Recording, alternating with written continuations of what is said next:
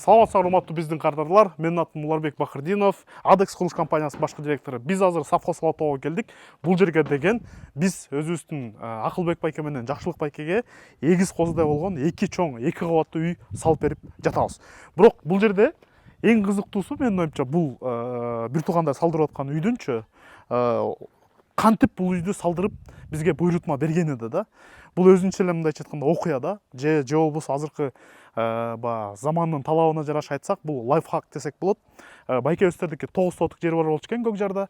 Көкжарда 9 соток жерин сатып туруп, ана совхоз Алатаудан 16 соток жер алып туруп, бир учурда 2 кабаттуу 240 чарчы метр эки үй салдырып жатышат.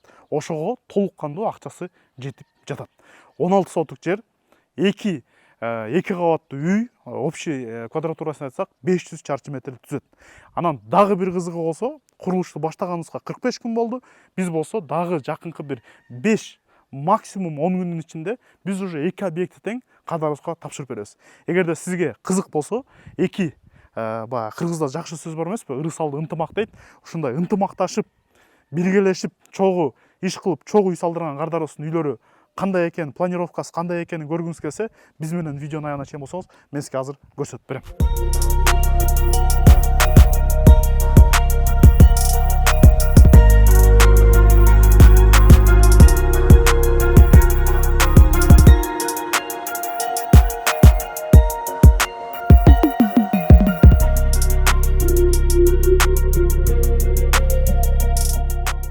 Объектиге келдик. Объектиде кызуу иштер жүрүп жатат. Монтип бүт жердин баары балбалап жатат. Курулуш ушинтип эле жүрөт.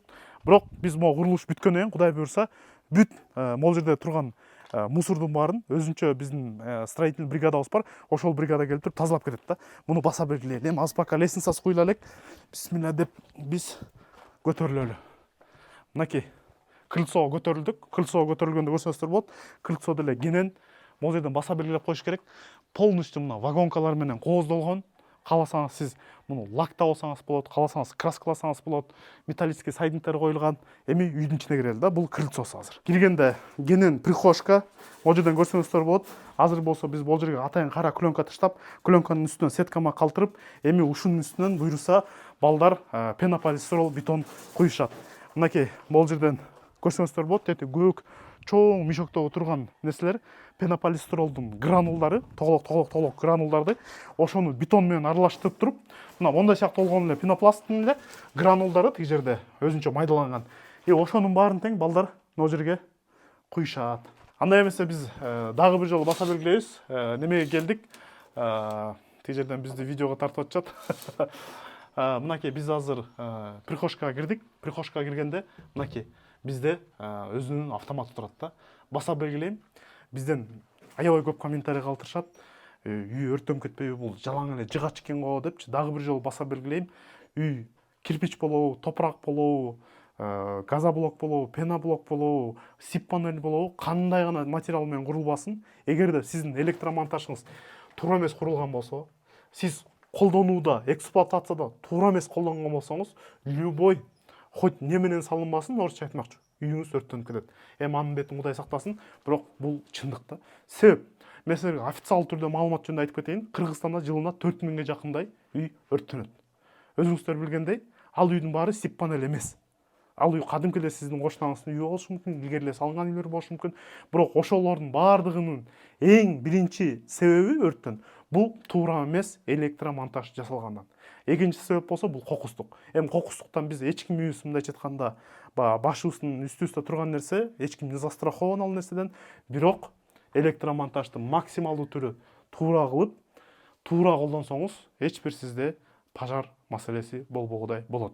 Бир сактанганды Кудай сактайт дейт го. Ошон үчүн электромонтажга маани бериш керек. Биз бул жерге жөн эле автоматтарды койбойбуз.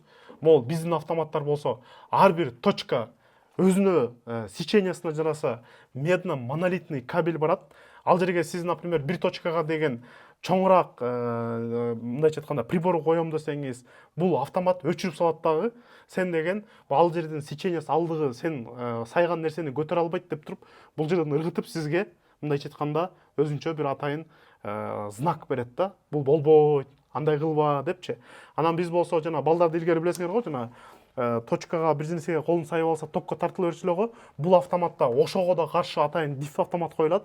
Эгерде сизге прямой колуңуз тийип кетчүдөй болсо, сизди токко тартылып чоң окустук болуп кетпесин деп, бул автомат ошол нерсени сезет дагы момент үйдүн светин өчүрүп салат. Же болбосо үйүңүздө затоп болуп калса, бир жериңиздин эмеси мисал катары суу агып кетсе ваннаңызданчы, үйгө кире калганда ошол суу менен кошо токко тартылып кокустук болбосун деп туруп, ал нерсени дагы бул өчүрүп салгыдай болот. Мына ушундай автомат коебуз бизчи. И силерге дагы ошол нерсени койгонду сунуштайбыз да.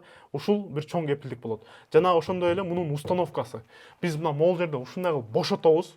Могул жерде боштондук жаратабыз. Боштондук жаратып туруп, анан автоматты коюп атканда, монда пенопласт менен могул автоматтын артында эч бир карым катнаш жок. Сөйдөн ушул жердин баарын тең биз родбанд менен толтуртабыз да. Мынакей. Могул жерде кесип алып туруп, ичин оюп туруп, мен силерге азыр тиги жерден да көрсөтүп берем.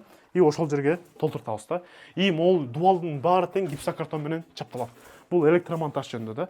Мынакей болуп, монда металлический пластиналарды коебуз. Биз эми прихожкадан кирдик, прихожкадан санузулга киребиз. Мынакей.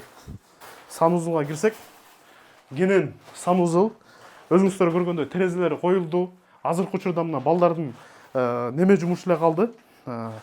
Неле стяжкасын эле куймай, утепленный стяжкасын. Анан гипсокартон калды да. Санузулду көрдүк. Санузулдан чыккандан кийин эле болсо, бизди монда болгон холл, коридор деп коебуз. Ушул коридордон биз залга кирсек болот, экинчи этажга көтөрүлсөк болот, же болбосо спальняга кирсек болот. Азыр биз чоң зал, холл зонасына кирели. Мынакей. Өзүнчө зал, холл зонасы көрсөңүздөр болот. Ушул жери абдан кенен. Бул жерге чоң баягы стол койсо болот. Могул жерге болсо ТВ зонасы. Могул жерден да көрсөтүп кетели. Мынакей. Гипсокартон атайын бекитилген. Бул жерге болсо кийин да гипсокартондор чапталат. Көрдүңүздөр, атайын эме менен гофра менен киргизилген. И жана ушул жерден балдар деген немени куйган ичине. Родбанд менен толтуруп, могунун ичинин баары тең заполненный дагы, толтурулган дагы, эч бир точкалар пенопласт менен түз карым катнашы жок. Ушинтип гипсокартон болсо 100% күйбөгөн материал. Бул жерден да гипсокартон, бул жерден да гипсокартон отурат дагы. Бул болсо ошол эки гипсокартондун ортосунда калып калат дагы. Анан биз аны болсо родбанд менен тоже мындайча айтканда жаап салабыз. Мынакей, анан могул жерден дагы бир көрсөтүп койчу нерсе. Мынакей, могул азыр үрүүндөрдү коюп алыптыр балдарчы. Мына көрүп алсаңыздар болот. Үрүүндөр коюп алган. Ушул үрүү менен болсо, монун ичине толугу менен пенополистирол бетон куюлат дагы. И ошол фундамент менен дубалдын бириккен жериндеги баягы мостик холода деп коебуз. Ошол мостик холода болбогондо кепилдик берип, эртеңки күнү үйдө ошол жерден көгөрүү процесси болбогудай болот да. Анан могул үйдүн дагы бир өзгөчөлүгү, мынакей. Могул жерде байкасаңыздар болот. Биз могул жерден 2 балка кетиргенбиз, атайын усиление берилгенбиз. Себебинде да могул жердин туурасы узунураак болуп калган себептен, чтоб эртеңки күнү эффект люфт батут деп коет, батут эффекти болуп үстүнөн сүркүлөбөсүн деп туруп усиление берип кеткенбиз да. То есть бул сиз деле ушундай кылсаңыз болот.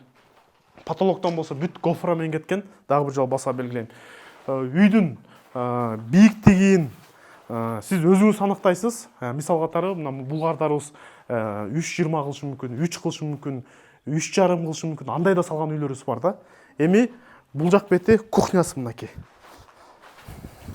Кухнясы, кухонный мынакей. Полностью электромонтаж жасалган. Бул жерге монтуп точкалар коюлган, суулары чыгарылган. Дагы бир жолу айтып кетчү нерсе, кардарларыбыз болсо бизге наркы экинчи үйдү болсо гипсокартон силер чаптап бергиле, бул үйдүк болсо өзүбүз чаптап алабыз деп атат да. Анан бул жерде дагы бир сонун террасасы бар. Мынакей. Абдан сонун террасасы бар. Мынакей караңыз, сон вагонка менен ушул жерден жайында кардарыбыз чай ичип, сонун бир эс алгыдай болот да. Фасадын болсо технониколь менен жасатып атат буюрса. Эми биз кайра кирели. Могул жерден да көрсөңүздөр болот. Мына атайын воздуховоддор калган. Анан моуну да көрсөтүп кетейин. Мынакей. Биз сип панелде колдонгондо только 15 мм, ОСБ колдонобуз дагы. Ал эми могу пенополистиролдун болсо биздин плотность деп коет, тыгыздык деп коет, бекемдиги. Бекемдиги болсо биз 18дикти колдонобуз да. Ошон үчүн муну дагы баса белгилеп карашыңыз керек да. Себебинде да азыр Кыргызстанда сип панель менен салабыз деген компаниялар, бригадалар көбөйүп жатат. Бирок көп учурда ошол ОСБ-дун калыңдыгын, пенополистиролдун тыгыздыгын сакташпайт да. Аны сактап алса, сапат кичине начарлайт. Мынакей. Жогоруда айткандай, бул кухня, зал, холл, террасасы. Бул жерде бир родительский уктоочу бөлмөсү бар. Мынакей. Өзүңүздөр көрсөңүздөр болот. Кенен үй. Дагы бир жолу белгилейм, 240 чарчы метр. Биз өзүбүздүн үйлөргө мондай кылып металлический лестницасын кылып кетебиз. Анан мунун артынан болсо уже отделкасын кардар өзү жасап алат. Азыр эми сиздерге экинчи этажды көрсөтүп берейин. Мынакей биз азыр экинчи этажга көтөрүлдүк. Экинчи этажда болсо кенен эле болгон коридор бар. Мына биринчи уктоочу бөлмөгө кирели. Мынакей бул биринчи уктоочу бөлмө. Кенен терезелердин размерлерин болсо ар бир кардар өзү аныктайт. Терезенин мисал катары мына ушунда баса белгилеп коеюнчу. Мисалы менден видеодон сурай беришет да, канча сом болот, айтпайсыңбы депчи. Мисалы, смотрите, сиз ушул бир эле терезени тандадык да. Ушул бир эле терезени примерно айтып кетсек, терезени сиз серый антрацит деген бар, серый антрацитти тандасаңыз, анын баасы кичине башкачараак. Мисалы, комбинированныйлар бар. Каласаңыз биягы серый, биягы ак кыласыз. Анын баасы башкачараак. Күрөң кылсаңыз, күрөңдүн баасы башкачараак. Если компаниянын баардыгы бирдей болсо да башкача болот да. Андан кийин могулардын пятикамерный дегени бар. 4 камерный дегени бар, 3 камералуу дегендер бар. Андан кийин могу эшиктин ачылганы болсо, мисал каратасыз, могу эшик мындай жабылды да. Анан могунун жана сложный механизм дегени бар. Бул простой механизм менен экен да. Сложный механизм дегендер болсо, бул мындайынан да ачылат да. Анда сумма өзгөрөт. Көрдүңүз да. Эми могу стеклопакеттер бар го. Стеклопакеттерге тонировка берсеңиз сумма өзгөрөт. Стеклопакеттерде бул жерде 2 слой стеклопакет турат, азыр 3 слойнулар да бар да. Ошонун баары тең суммага таасир этет. Биз анын баарын такташмайын, биз сизге сумманы так чыгарып бере албай калабыз. Сөйдөн да сумма өзгөрө берет. Алюминий терезе тандасаңыз, алюминийдин муздак алюминий дегени бар, жылуу алюминий дегени бар. Анын экөөнүн баасы 2 башка. Мисал катары мына дубалдын бийиктиктери башка. Дубалдын бийиктиктерин сиз 20-30 сантиметр айырма берсеңиз, үйдүн общий суммасына 200 миңден 500 миңге чейин, миллионго чейин айырма берип коюш мүмкүн да. Ошон үчүн такташыбыз керек да. Мынакей биз азыр экинчи этаждагы экинчи уктоочу бөлмө. Карасаңыздар болот, сонун вид ачылат. Анан азыр бизде курулуш жүрүп атканда, бул жерде сонун көрүнөт экен. Мынакей. Карасаңыздар болот, кардарларыбыз баягы 1,5 айдан бери, 45 күндөн бери ушул боз үйдө жашап атышат. Кудай буйрса биз бир 5 күнгө жетпей тапшырып беребиз. Эми биз мына 2 уктоочу бөлмөнү көрдүк. Бул жерде 3-чү уктоочу бөлмө бар. Чакан детский десек болот. Мынакей. Каласаңыз кабинет кылып алсаңыз болот. Каласаңыз баягы эмне эле чакан детский кылып койсоңуз болот. Андан кийин болсо бул жерде дагы бир 4-чү уктоочу бөлмө бар. Мынакей 4-чү уктоочу бөлмө. Бул ата-эненин уктоочу бөлмөсү, мастер спальня. Бул жерде өзүнүн гардеробу менен да. Мынакей. Көрдүңүз, кенен өзүнүн гардероб бар. Андан тышкары биз азыр кайра коридорго чыгабыз. Коридорго чыкканда коридордо дагы бизде общий бул жерде сан узел бар. Мынакей, общий сан узел ушул жерден чыккан. Каласаңыздар мунун деле мастер кылсаңыз болот да. Ошондо үйдө ар бир үйдө 5 уктоочу бөлмө, 2 сан узел, кухня, зал, холл жана террасасы бар да. Ушул эки үйдү бир учурда биз 45 күндө бүтүрүп жатабыз. Азыр эми экинчи үйдү дагы мындай үст түртөдөн көрсөтүп кетели, экөө окшош.